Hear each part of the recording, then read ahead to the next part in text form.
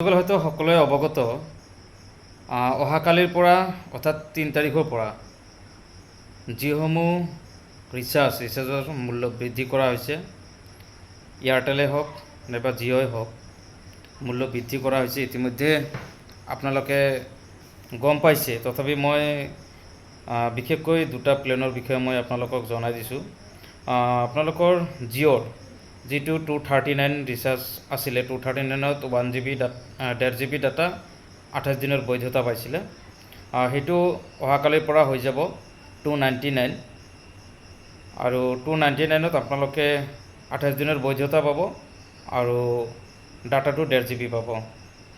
আৰু এটা আছিলে 299ত আপোনালোকে 299ত 2 GB ডাটা পাইছিলে, 28 দিনৰ বৈধতা পাইছিলে। কিন্তু নতুন প্লেন মতে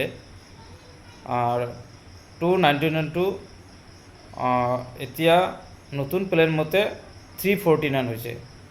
349ত 2 GB ডাটা 28 দিনৰ বৈধতা। এইটো হ'ল জিঅ'ৰ। আৰু মই এয়াৰটেলৰ বিষয়ে মই আপোনালোকক জনাইছোঁ। এয়াৰটেলৰ যিটো 239 প্লেন আছিলে, আপোনাৰ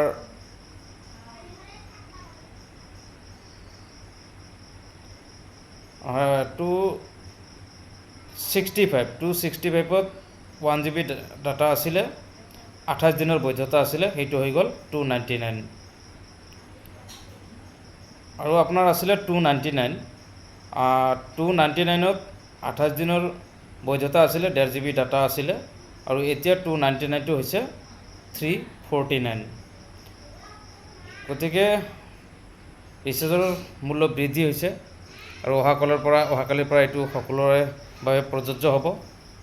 গতিকে আপোনালোকে আগৰ মতে আপোনালোকে আৰু ৰিচাৰ্জ নকৰিব, আৰু ৰিচাৰ্জ সেইটো নহ'ব। গতিকে মই এইখিনি জনাব লগা আছিল, আপোনালোকক জনাই দিলোঁ। ধন্যবাদ।